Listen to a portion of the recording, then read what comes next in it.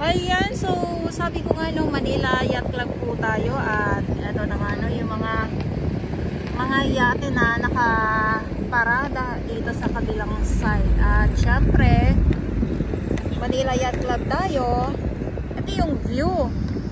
At ulitin ko lang po no, ngayon ay November 20 to 2023.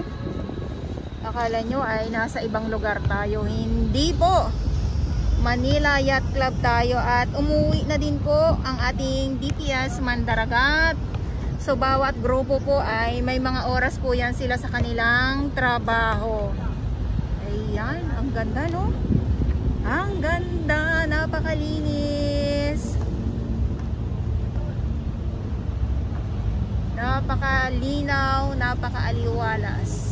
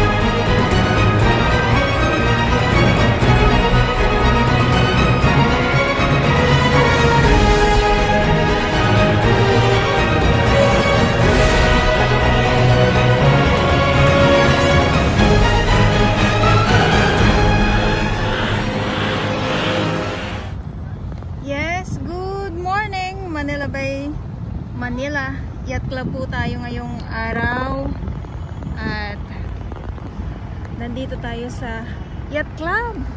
Sabi ko nga no, at yung nakikita po ninyo ay ang ating DPS Mandaragat at ngayon ay November 22, 2023. Ang aga po, tirik na po ang araw. Ayan oh, mga ano to, mga sako-sako na nakuha ng ating DPS Mandaragat ng mga halong mga basura at syempre may mga kahoy, mga kawayan. Pero dito sa taas yan o, pinakita ko sa inyo, wala na po nung mga nakarang araw nandito tayo, pero ngayon ay nasimot yung mga basura na nandyan. Ayan, good morning at sa mga baguhan. Yes, welcome sa channel ni Miss Jolani Dorabas. Mahalin niyo po ako ng buong buo. Yun ay hindi galing sa ilong na Karasuan. At silip-silip muna tayo dito sa ating karagatan ng Manila Bay. Ayan, so wala po tayo sa Dolomite Sand. At itong gray sand or black sand ay wala din pong tinambak na Dolomite Sand. Kaya ko po inuulit-ulit para po sa ating mga viewers, lalong-lalo na sa mga pagbuhay. At usaping Dolomite Sand, nandoon naman po ang ating Stero Rangers ng DENR, MMDA at syempre sa ating mga volunteers, maraming salamat.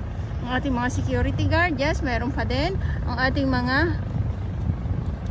mga kapulisan.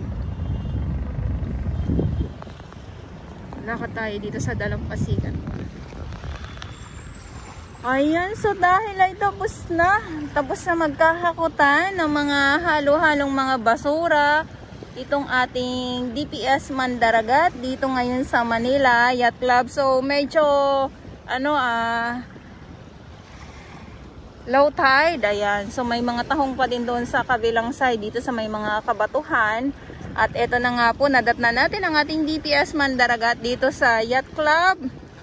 At sabi ko nga, no, so araw-araw naman po yan sila nandito, umulan, uminit, bumagyo. At syempre doon din po sa Dolomite Sun, usaping Dolomite Sun, nandoon din po ang ating Estero Rangers ng DENR, MMDA at yung ating mga volunteers. Maraming salamat po. Kita nyo naman, grabe naman. Isipin nyo na lang, nasa ibang lugar kayo, ayan. Ayan, gagalit na naman sila dyan, ayan. So, ito yung ating dalampasigan ng Yacht Club. Thank you so much. At nagpahinga ang mga halo-halong mga basura na napapadpad dito. So, pahinga din po ang ating mga warrior sa pakikipagbuno sa kanila. Sabi ko dahil tirik ang araw. Grabe, tirik na tirik ang araw. Ang ganda, no? So dito, sa mga viewers ko, no, na sa mga nagtatanong, tuloy ba ang Dolomite Sun ang pagtatambak? So wala po eh. Wala po tayong update sa mga pagtatambak-tambak na ito sa doon din sa karagtong ng phase 2 ng ating Dolomite Sun. Kahit dito ganon din po, ayan. So wala tayong update po dyan. At itong banyo naman, kung kailan mabubuksan, wala pa din po tayong update. Baka matapos na po ang ating admin Bongbong Marcos, ano. Baka hindi pa din po mabuksan, Charis. Ayan. Pero nag-aantay pa din po tayo. Bakit ba? Kaya wag tayong mainip na na mag-antay sa kung ano yung mga panibago na makikita natin dito sa Manila Bay. So, pag sinabi kasing Manila Bay, akala kasi nila parang dito lang, Manila Bay lang talaga, dito lang sa Baywalk. Ang lawak ng Manila Bay. Pero nga lang, talaga ang pinaganda at pinaayos nung ating former President Duterte ay itong Manila Bay nga, no, na talaga namang maraming ahensya ng gobyerno ang nakilahok sa paglilinis, sa pag-clean up. At ito na nga, no, so hanggang sa natambakan ng Dolomite Sun, natambakan ng Gray Sun, at dito naman sa may kabilang side, ayan, dito, so nandito yung mga talaga nung kapanahunan noon ay bumubulwak dito ang masangsang na amoy. Ayan, so alam nyo na po yun kung saan ang galing yung masangsang na amoy na yon, na napasara din po noon ang Manila Zoo. Ayan, at narehab nga din po yung yung Manila Zoo nga po, na ngayon ay napakaganda. Nung kapanahunan ni Mayor Isko Moreno naman po yun. Ay, grabe talaga dito, sobra. So sa mga viewers ko noon at hanggang ngayon, sa mga nagmamahal ng Manila Bay, so alam nyo po yan. Kaya maraming salamat po sa inyong lahat. So sa ngayon, araw ng Miyerkules, at ulitin ko lang po, baka nagkamali ako, no? Ngayon ay November 22, 2023. So ito yung update natin. Banayad lamang ang ang daming isda. Oh my, ayan, oh. Sana dito tumabi sila. Pumarada na naman. Ayan, oh. Ala, eto na naman tayo. Alam nyo po, pag nakakakita talaga ako ng mga isda, ako ay nagugulat po talaga ako. Kasi bigla na lang silang sumusulpot. Kasi sa tinagal-tagal ko ba naman dito. Ayan, oh. Maliliit pa po itong mga isda na ito, ha. Siyempre, mahirap naman po makipaghabulan sa kanila. Pag ganito kasi talaga na tirik ang araw, tapos ay malinaw ang dagat, ay kitang-kita po talaga natin. Pero siyempre, nasa malayo sila, at yung zoom ng aking cellphone ay ganito lamang ang kaya niya. Kaya pagpasensyahan nyo na po. Ayan. So, ang dami ko na naman dinaldal sa inyo, ano. So, maraming salamat po sa inyong lahat. At ulitin ko lang po, ito yung update natin ngayon dito sa Manila Bay, Manila Yacht Club. Masarap maglakad, oh. Ito yung natural na ano, ito yung natural na buhangin. Oh, di ba?